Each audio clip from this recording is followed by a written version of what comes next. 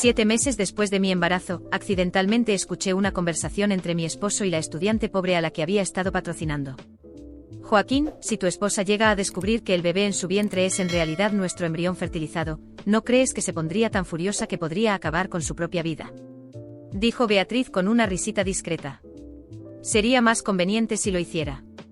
Así, todo lo que posee sería mío, respondió Joaquín con frialdad. Pero el problema sería si decide divorciarse de mí y echarme de la casa. Por eso debemos mantener esto en secreto. Una vez que nuestro hijo herede sus bienes, le daremos el golpe final. Esa noche fingí no haber oído nada. Di a luz al bebé y lo crié con todo el esmero posible. 24 años después, cuando mi hijo regresó de sus estudios en el extranjero, transferí todas las acciones de mi empresa y propiedades a su nombre. Durante una conferencia de prensa, Beatriz, la antigua joven humilde, apareció tomada del brazo de mi esposo y sosteniendo un informe de prueba de maternidad. Se acercó directamente a mí y declaró: Andrés es mi hijo biológico. Me lo arrebataste todos estos años. Ahora es el momento de que me lo devuelvas. Mi hijo también lanzó un acuerdo de divorcio frente a mí y, con una voz fría y calculadora, dijo: Firma esto y divórciate de mi padre. Así podremos al fin ser la familia de 3 que siempre debimos ser. Y considerando que me diste a luz y me criaste, te daré una pensión mensual de $200. Esbocé una ligera sonrisa y respondí: De acuerdo. Camila, ¿no tenías una reunión importante del Consejo de Administración hoy? ¿Por qué sigues trabajando aquí en el estudio? Joaquín entró con una taza de leche caliente, colocándola frente a mí con suavidad y usando ese tono tierno al que siempre recurría. Cerré mi computadora portátil y le devolví la sonrisa. La profesora de Andrés mencionó que ha estado tosiendo un poco últimamente. Hice una cita con un especialista pediátrico para mañana. Conmovido, Joaquín acarició mi cabello. Siempre te preocupas tanto. Cuando Andrés crezca, seguramente te agradecerá con total devoción. Lo miré directamente y respondí con firmeza: Claro, soy su madre. Si no lo cuido yo, ¿quién lo hará? Enternecido por mis palabras, Joaquín sonrió cálidamente. Eres increíble. Casarme contigo y criar a Andrés juntos ha sido la mayor bendición de mi vida. Lo miré a los ojos, llenos de un afecto que parecía sincero, y le dediqué una leve sonrisa sin decir nada. Joaquín y yo llevábamos juntos 10 años, 3 de noviazgo y 7 de matrimonio. En esa década, él siempre había cuidado de mí cuando estaba enferma o cansada, me sorprendía de formas inesperadas y me abrazaba con fuerza en los momentos de pasión, susurrándome que me amaría para siempre. Si no hubiera escuchado aquella conversación, nunca habría creído que el hombre que decía amarme tanto sería capaz de traicionarme de esa forma. Tía Beatriz, al fin llegaste. La voz emocionada de Andrés resonó desde la sala. Me levanté de inmediato y salí del estudio, solo para ver a Beatriz entrar con confianza. Tomó a mi hijo en sus brazos y le plantó un beso en la mejilla, como si fuera la cosa más natural del mundo. «Andresito, ¿me extrañaste?», preguntó mientras su mirada caía sobre mí. Su sonrisa vaciló por un instante y su expresión cambió a una mezcla de incomodidad y sorpresa. Antes de que pudiera decir algo, Joaquín se adelantó rápidamente para explicar. «Amor, hubo una actividad al aire libre entre padres e hijos en el jardín de infancia de Andrés hoy. Supuse que estarías muy ocupada con el trabajo, así que pedí a Beatriz que ayudara». Beatriz bajó a Andrés al suelo y añadió apresuradamente, algo nerviosa: «Sí, Camila. Has hecho tanto por mí a lo largo de los años que siempre quise devolverte el favor. Cuando Joaquín me llamó, no dudé en venir». Al escuchar sus torpes intentos de justificar su presencia, no pude evitar recordar el día en que di a luz a mi hijo. Beatriz también había estado en el hospital ese día, acompañando a Joaquín bajo el pretexto de conocer al bebé. Mientras yo soportaba las contracciones, ella paseaba nerviosa por el pasillo, retorciendo las manos de impaciencia. Cuando se enteró de que era un niño, corrió hacia el bebé, lo tomó en brazos y se negó a soltarlo. Sus ojos brillaban de felicidad, enrojecidos por la emoción. Una enfermera, incapaz de contener una sonrisa, le preguntó en broma: «¿Quién eres para el bebé? Pareces más emocionada que la propia madre». Beatriz, algo avergonzada, trató de justificarse al notar mi silencio. «Camila, no pude evitarlo. Andrés es tan adorable que terminé dándole un beso sin darme cuenta». «No estás molesta, ¿verdad?». Sonreí levemente y respondí con calma: «Claro que no. He estado tan ocupada con el trabajo que a veces descuido a mi familia. Aprecio mucho que estés dispuesta a ayudarme con Andrés». Al escuchar esto, tanto Beatriz como Joaquín parecieron relajarse. Andrés corrió hacia mí con una expresión inocente y me preguntó: «Mamá, ¿irás al trabajo hoy o vendrás al jardín de infancia conmigo y papá?» Le acaricié la cabeza y le pregunté con dulzura: «¿Qué prefieres que haga mamá?» Sin dudarlo, Andrés respondió: «Quiero que mamá trabaje y que la tía Beatriz lleve a papá y a mí al jardín de infancia». Como si temiera que Andrés dijera algo inapropiado, Joaquín lo levantó rápidamente y explicó: «Cariño, Andrés solo quiere que no te distraigas del trabajo. La otra vez incluso me pidió que no te molestara porque estás trabajando tan duro». Beatriz asintió y comentó: «Andrés es un niño tan considerado. Con una madre tan destacada como tú, Camila, no es de extrañar que sea tan educado». Sonriendo, respondí a mi hijo: «Muy bien, haremos lo que Andrés dice». Al escuchar esto, Andrés saltó de alegría, ignoró completamente mi presencia y tomó de la mano a Beatriz y Joaquín, llevándolos hacia la puerta. Observando cómo se alejaban juntos, permití que una ligera sonrisa cruzara mi rostro antes de regresar a mi estudio. Tal vez creían que no notaba nada, pero estaba más consciente de lo que ellos pensaban. Observé al trío salir de casa como si fueran la familia perfecta. Andrés, agarrado de las manos de Beatriz y Joaquín, parecía tan feliz, tan inocente, completamente ajeno a la realidad que lo rodeaba. La sonrisa de Beatriz era descarada, triunfante, como si estuviera disfrutando de su victoria personal. Joaquín, por otro lado, lucía confiado, casi despectivo, como si estuviera convencido de que nunca sería descubierto. Cerré la puerta con calma y volví a mi estudio, aunque mi mente estaba lejos del trabajo. Ese teatro constante había durado demasiado tiempo, pero ahora estaban cruzando límites que no podían ser ignorados. Beatriz había encontrado su lugar en mi hogar, actuando como si fuera la dueña, mientras mi propio hijo, aquel que llevé en mi vientre durante 9 meses y crié con amor, prefería su compañía a la mía. Y Joaquín. Joaquín no se molestaba en disimular su complicidad, convirtiendo mi vida en un espectáculo humillante. Por años aguanté en silencio planeando cada paso, pero algo en mí cambió ese día. Era hora de actuar. Sabía que no podía dejarme llevar por la ira. La venganza requería precisión. Me senté en mi escritorio y comencé a organizar todas las piezas. Durante años había recopilado documentos, correos electrónicos y pruebas de las transacciones ilícitas de Joaquín y de las constantes peticiones de dinero de Beatriz. A ojos de ellos, yo era la esposa confiada, pero siempre había estado un paso adelante. Pasé semanas actuando con normalidad. Preparé cenas, atendí la casa y cumplí con mis obligaciones laborales, pero cada movimiento mío era parte de un plan cuidadosamente orquestado. El primer paso fue centrarme en Joaquín. Una mañana, mientras desayunábamos, mencioné de manera casual que la empresa estaba atravesando un periodo de dificultades económicas. «Necesito que firmes unos documentos para agilizar las transferencias de los inversionistas», mentí, entregándole un documento falso que transfería la mayoría de sus acciones a mi nombre. Joaquín, distraído como siempre, firmó sin siquiera leer. Mientras tanto, con Beatriz, jugué con su arrogancia. Cada vez que me pedía dinero o favores, fingía que estaba ayudándola desinteresadamente, pero en realidad estaba acumulando más pruebas de su dependencia financiera de Joaquín y su descaro al aprovecharse de mí. El día del cumpleaños de Andrés fue el momento perfecto para observar cómo funcionaba la dinámica entre ellos. Como siempre, organizamos una gran fiesta en casa.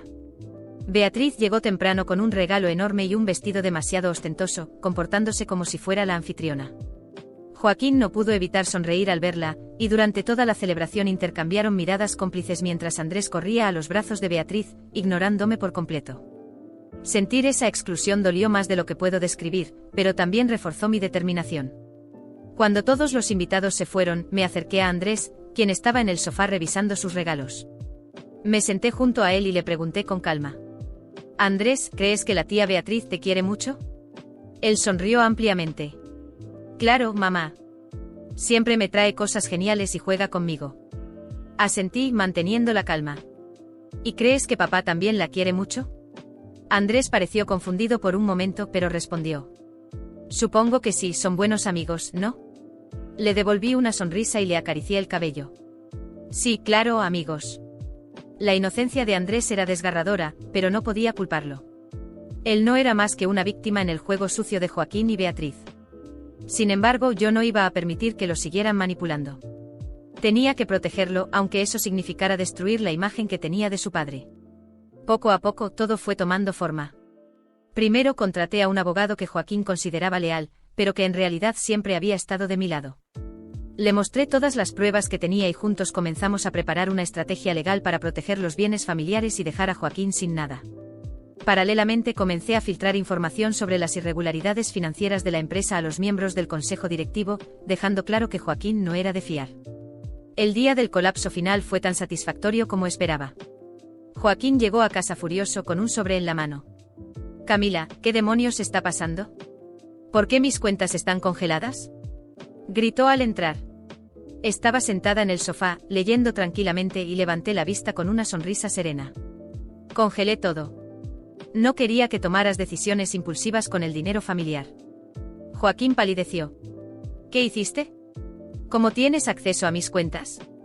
Antes de que pudiera terminar, Beatriz irrumpió en la casa, pálida y desesperada. «Joaquín.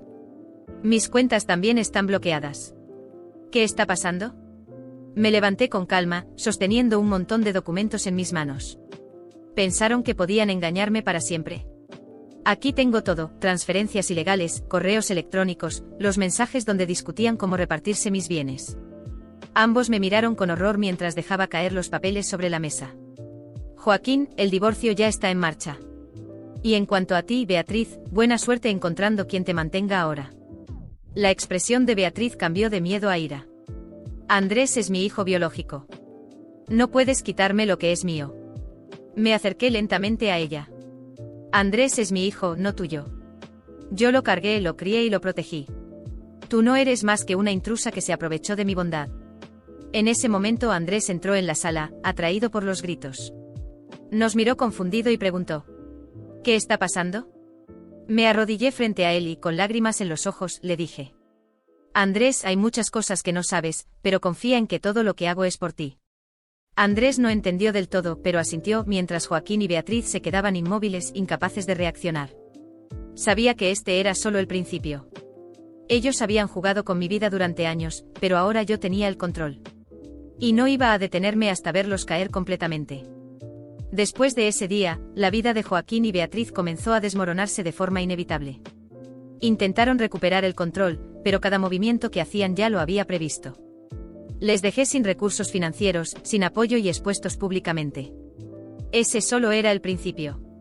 Lo primero que hice fue formalizar el divorcio. Con todas las pruebas que presenté al tribunal, incluyendo las transferencias ilegales de dinero de Joaquín a Beatriz y los mensajes donde discutían cómo despojarme de todo, el juez no tuvo dudas. Me otorgó la totalidad de los bienes matrimoniales y la custodia completa de Andrés, a pesar de que no fuese mi hijo biológico. El abogado de Joaquín intentó argumentar que Andrés debía quedarse con su padre, pero yo ya había anticipado eso. Presenté un testimonio de la escuela del niño, en el que se detallaba cómo Joaquín había permitido que Beatriz actuara como su madre y la negligencia emocional que yo había soportado durante años. El golpe financiero fue devastador para Joaquín. Sin acceso a sus cuentas congeladas y con las acciones de la empresa bajo mi control, perdió todo su poder. Los miembros del Consejo de Administración, que antes lo temían, lo destituyeron rápidamente. Ya no era el hombre de negocios exitoso, sino una figura ridiculizada en los círculos sociales.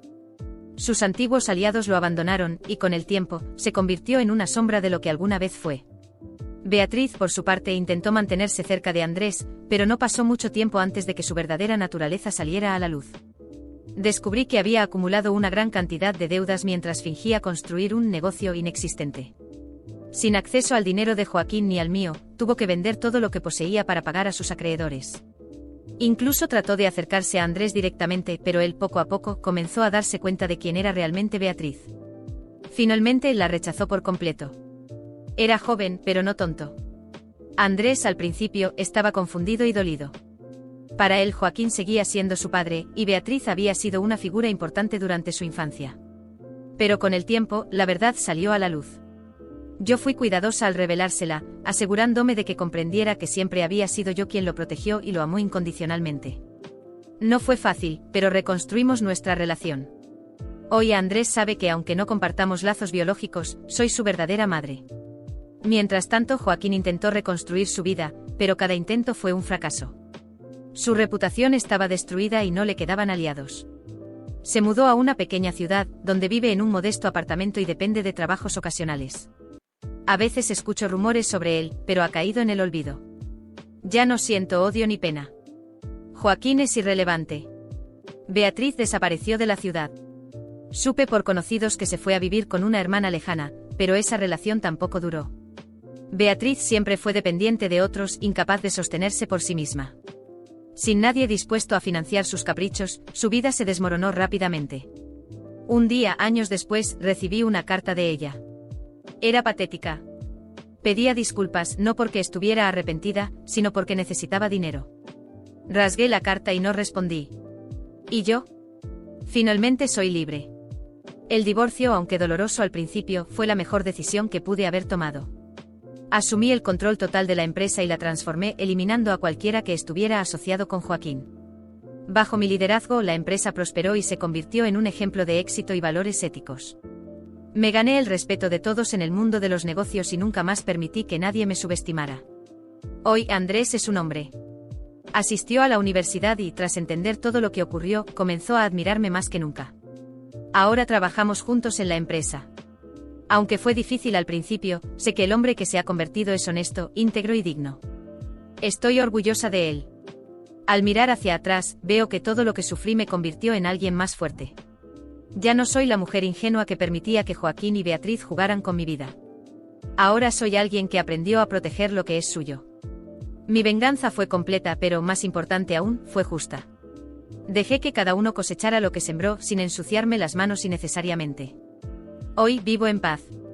Joaquín y Beatriz son solo nombres en un capítulo cerrado de mi vida, ecos de una historia que ya no me afecta. Mi éxito, mi libertad y el amor de Andrés son todo lo que necesito. Ellos perdieron todo, mientras yo recuperé mi vida. Y eso, para mí, es la victoria más grande. Si deseas seguirme en mis cuentas como Instagram o TikTok, los voy a dejar en la descripción.